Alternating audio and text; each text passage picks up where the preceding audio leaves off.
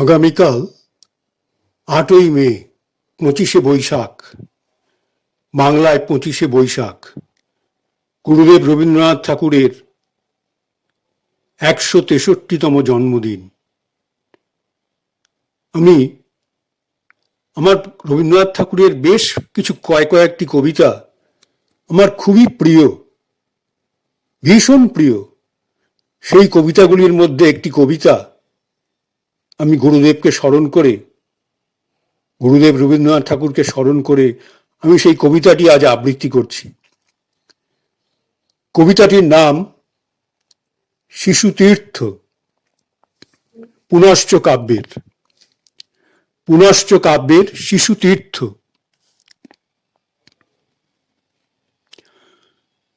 রাত কত হলো উত্তর মেলে না, কেননা অন্ধকাল যুগ যুগান্তরের গোলক ধাঁধায় ঘোরে।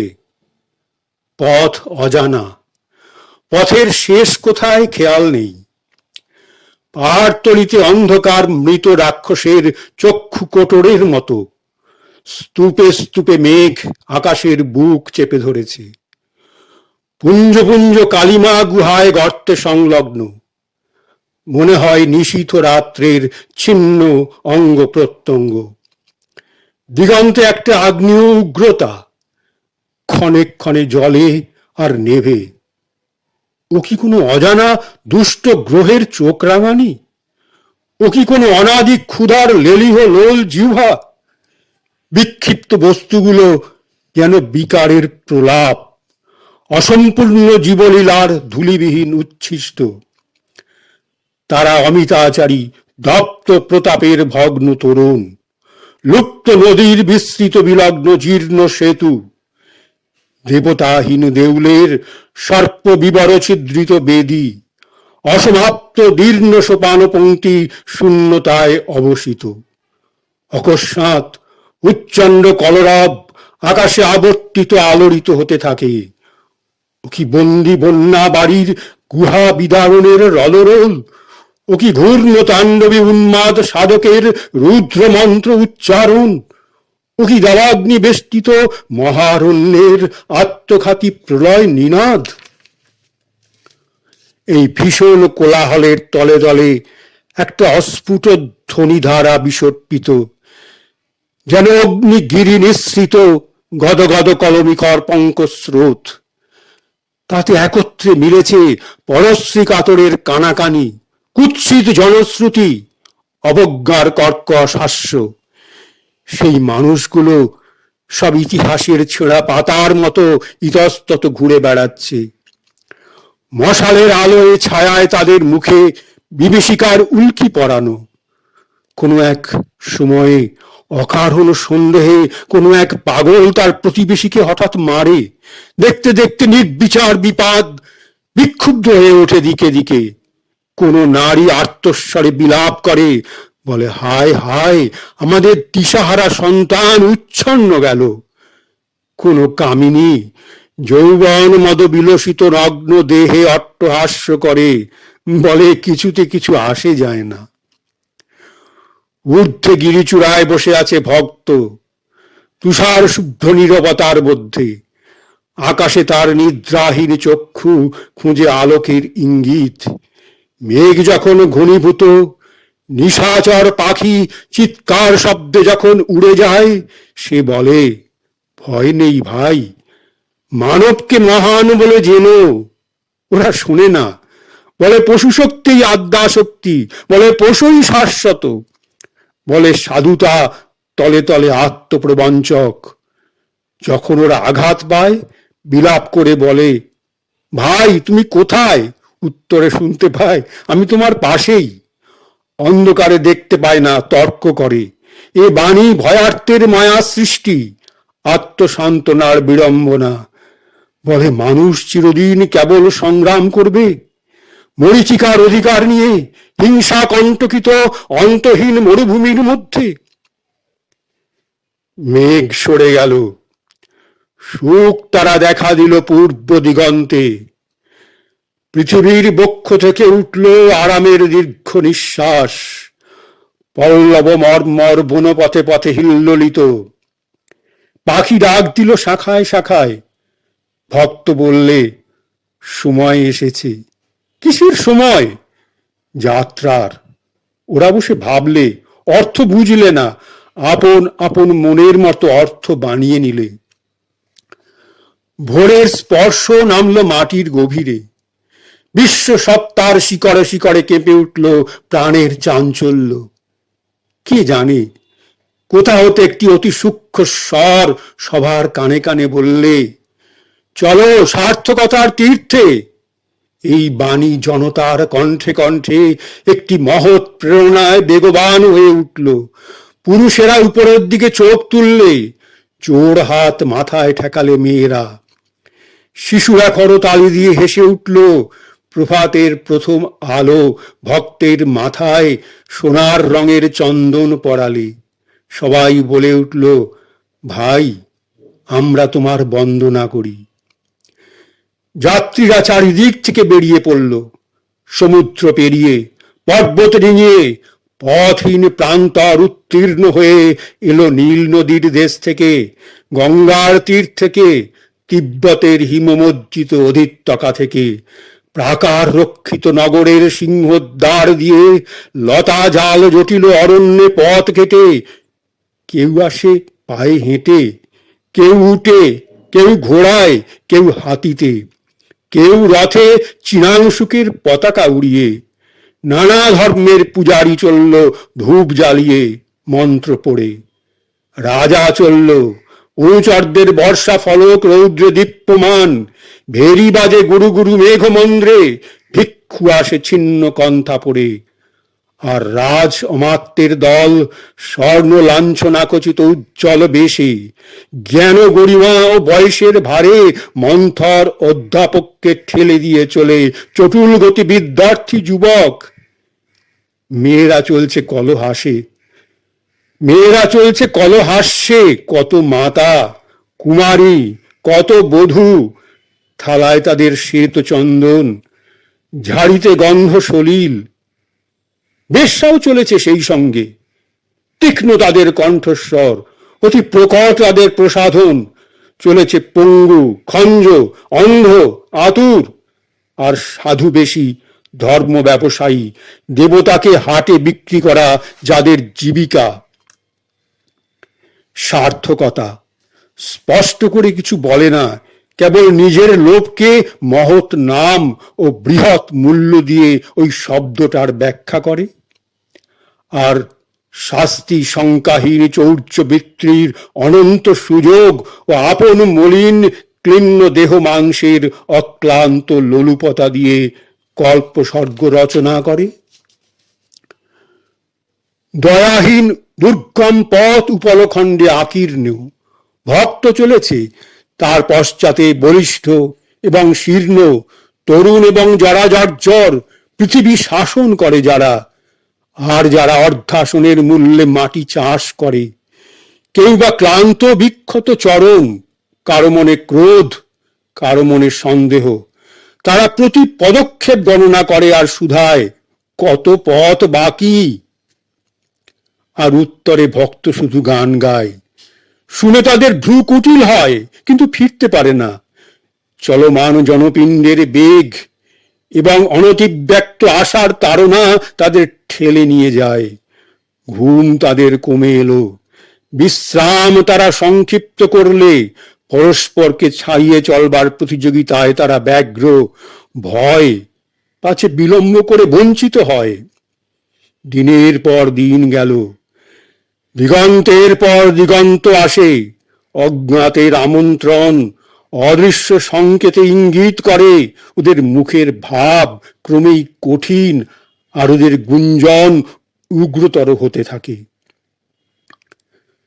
রাত হয়েছে, পথিকেরা বটতলায় আসন বিছিয়ে বসল। একটা দমকা হাওয়ায় প্রদীপ গেল নিবে, অন্ধকার নিবিড়, যেন নিদ্রা ঘনিয়ে উঠল মূর্ছায়। জনতার মধ্য থেকে কে একজন হঠাৎ দাঁড়িয়ে উঠে অধিনেতার দিকে আঙুল তুলে বললে, মিথ্যাবাদী, আমাদের প্রবঞ্চনা করেছ। ভর্ৎসনা এক কণ্ঠ থেকে আর এক কণ্ঠে উদগ্র হতে থাকলো। তীব্র হলো মেয়েদের বিদ্বেষ, প্রবল হলো পুরুষদের তর্জন। অবশেষে একজন সাহসিক উঠে দাঁড়িয়ে হঠাৎ তাকে মারলে প্রচন্ড বেগে। অন্ধকারে তার মুখ দেখা গেল না। একজনের পর একজন উঠল, আঘাতের পর আঘাত করলে তার প্রাণহীন দেহ মাটিতে লুটিয়ে পড়ল। রাত্রি নিস্তব্ধ। ঝর্ণার কলশব দূর থেকে ক্ষীণ হয়ে আসছে। বাতাসে যুথির মৃত্যু গন্ধ। যাত্রীদের মন শঙ্কায় অভিভূত। মেয়েরা কাঁদছে, পুরুষেরা উত্তপ্ত হয়ে ভর্ৎসনা করছে, চুপ করো। কুকুর ডেকে ওঠে, চাবুক খেয়ে আর্ত কাকুতিতে তার ডাক থেমে যায়। রাত্রি পোহাতে চায় না। অপরাধের অভিযোগ নিয়ে মেয়ে পুরুষে তর্ক তীব্র হতে থাকে। সবাই চিৎকার করে, গর্জন করে। শেষে যখন খাপ থেকে ছুরি বেরোতে চায়, এমন সময় অন্ধকার ক্ষীণ হলো। প্রভাতের আলো গিরিশৃঙ্গ ছাপিয়ে আকাশ ভরে দিলে হঠাৎ সকলে স্তব্ধ। সূর্য রশ্মির তর্জনা এসে স্পর্শ করল রক্তাক্ত মৃত মানুষের শান্ত ললাট। মেয়েরা ডাক ছেড়ে কেঁদে উঠল। পুরুষেরা মুখ ঢাকলো দুই হাতে। কেউ বা অলক্ষিতে পালিয়ে যেতে চায়, পারে না। অপরাধের শৃঙ্খলে আপন বলির কাছে তারা বাঁধা। পরস্পরকে তারা শুধায়, কি আমাদের পথ দেখাবে? পূর্ব দেশের বৃদ্ধ বললে, আমরা যাকে মেরেছি সেই দেখাবে। সবাই নিরুত্তর ও নত শির। বৃদ্ধ আবার বললে, সংশয়ে তাকে আমরা অস্বীকার করেছি, ক্রোধে তাকে আমরা হনন করেছি, প্রেমে এখন আমরা তাকে গ্রহণ করব। কেননা মৃত্যুর দ্বারা সে আমাদের সকলের জীবনের মধ্যে সঞ্জীবিত, সেই মহামৃত্যুঞ্জয়। সকলে দাঁড়িয়ে উঠল, কর মিলিয়ে গান করলে, কণ্ঠ মিলিয়ে গান করলে, জয় মৃত্যুঞ্জয়ের জয়। তরুণের দল ডাক দিল, চলো যাত্রা করি প্রেমের তীর্থে, শক্তির তীর্থে। হাজার কণ্ঠের ধ্বনি নির্ঝরে ঘোষিত হলো, আমরা ইহলোক জয় করব এবং লোকান্তর। উদ্দেশ্য সকলের কাছে স্পষ্ট নয়, কেবল আগ্রহে সকলে এক। মৃত্যু বিপদকে তুচ্ছ করেছে সকলের সম্মিলিত সঞ্চলমান ইচ্ছার বেগ। তারা আর পথ শুধায় না। তাদের মনে নেই সংশয়, চরণে নেই ক্লান্তি। মৃত অধিনেতার আত্মা তাদের অন্তরে বাহিরে, সে যে মৃত্যুকে উত্তীর্ণ হয়েছে এবং জীবনের সীমাকে করেছে অতিক্রম। আর সেই ক্ষেত্র দিয়ে চলেছে যেখানে বীজ বোনা হলো, সেই ভাণ্ডারের পাশ দিয়ে যেখানে শস্য হয়েছে সঞ্চিত, সেই অনুর্বর ভূমির উপর দিয়ে যেখানে কঙ্কালসার দেহ বসে আছে প্রাণের কাঙাল।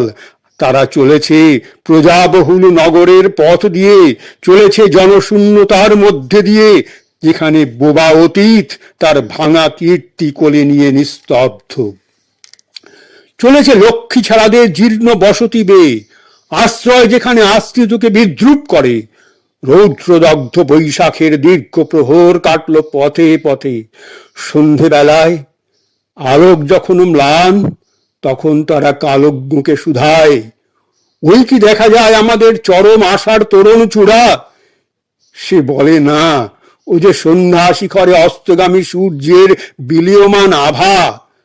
তরুণ বলে, থেমো না বন্ধু, অন্যত মিশ্র রাত্রির মধ্য দিয়ে আমাদের পৌঁছতে হবে মৃত্যুহীন জ্যোতির লোকে। অন্ধকারে তারা চলে। পথ যেন নিজের পথ অর্থ নিজে জানে। পায়ের তলার ধুলিও যেন নীরব স্পর্শ দিয়ে দিক চিনিয়ে দেয়। স্বর্গ পথযাত্রী দলমুক্ত সঙ্গীতে বলে, সাথী অগ্রসর হও, অধিনেতার আকাশবাণী কানে আসে, আর বিলম্ব নেই।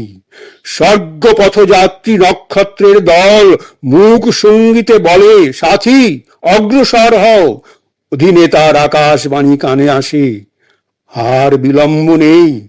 প্রত্যুষের প্রথম আভা অরণ্যের শিশির বর্ষী পল্লবে পল্লবে ঝলমল করে উঠল। নক্ষত্র সংকেতবিদ জ্যোতিষী বললে, বন্ধু আমরা এসেছি। পথের দুই ধারে দিক প্রান্ত অবধি পরিণত শস্য শীর্ষ স্নিগ্ধ বায়ু হিল্লোলে দোলায়মান, আকাশের স্বর্ণলিপির উত্তরে ধরণীর আনন্দ বাণী, গিরিপদবর্তী গ্রাম থেকে নদী তলবর্তী গ্রাম পর্যন্ত প্রতিদিনের লোকযাত্রা শান্ত গতিতে প্রবহমান। কুমোরের চাকা ঘুরছে গুঞ্জনস্বরে, কাঠুরিয়া হাটে আনছে কাঠের ভার, রাখাল ধেনু নিয়ে চলেছে মাঠে, বধুরা নদী থেকে ঘট ভরে যায় ছায়াপথ দিয়ে। কিন্তু কোথায় রাজার দুর্গ, সোনার খনি, মারণ উচাটন মন্ত্রের পুরাতন পুঁথি? জ্যোতিষী বললে নক্ষত্রের ইঙ্গিতে ভুল হতে পারে না, তাদের সংকেত এইখানেই এসে থেমেছে। এই বলে ভক্তি নম্র শিরে পথপ্রান্তে একটি উৎসবের কাছে গিয়ে এসে দাঁড়ালো। সেই উৎস থেকে জলস্রোত উঠছে যেন তরল আলোক। এই বলে ভক্তি নম্র শিরে পথপ্রান্তে একটি উৎসের কাছে গিয়ে সে দাঁড়ালো। সেই উৎস থেকে জলস্রোত উঠছে যেন তরল আলোক। প্রভাত যেন হাসি অশ্রুর গলিত মিলিত গীতধারার সমুচ্ছল। নিকটে তালিকুঞ্জতলে একটি পর্ণকুটির, অনির্বচনীয় স্তব্ধতায় পরিবেষ্টিত। দ্বারে অপরিচিত সিন্ধু তীরের কবি গান গেয়ে বলছে, মাতা দ্বার খোলো। প্রভাতের একটি রবিরশ্মি রুদ্ধ দ্বারের নিম্ন প্রান্তে তির্যক হয়ে পড়েছে। সম্মিলিত জনসংঘ আপন নাড়িতে নাড়িতে যেন শুনতে পেলে সৃষ্টির সেই প্রথম পরম বাণী, মাতা দ্বার খোলো। সৃষ্টির সেই প্রথম পরম বাণী, মাতা দ্বার খোলো। দ্বার খুলে গেল। মা বসে আছেন তৃণশয্যায়, কোলে তাঁর শিশু, উষার কোলে যেন সুখ তারা। দ্বার প্রান্তে প্রতীক্ষা পরায়ণ সূর্য রশ্মি শিশুর মাথায় এসে পড়ল। কবি দিলে আপন বিরাট তারে ঝংকার, গান উঠল আকাশে, জয় হোক মানুষের, ওই নবজাতকের, ওই চিরজীবিতের। কবি দিলে আপন বিরাট তারে ঝংকার, গান উঠল আকাশে, জয় হোক মানুষের, ওই নবজাতকের, ওই চিরজীবিতের। সকলে জানু পেতে বসল। রাজা এবং ভিক্ষু, সাধু এবং পাপী, জ্ঞানী এবং মূঢ় উচ্চস্বরে ঘোষণা করলে, জয় হোক মানুষের, ওই নবজাতকের, ওই চিরজীবিতের। জয় হোক মানুষের, ওই নবজাতকের, ওই চিরজীবিতের।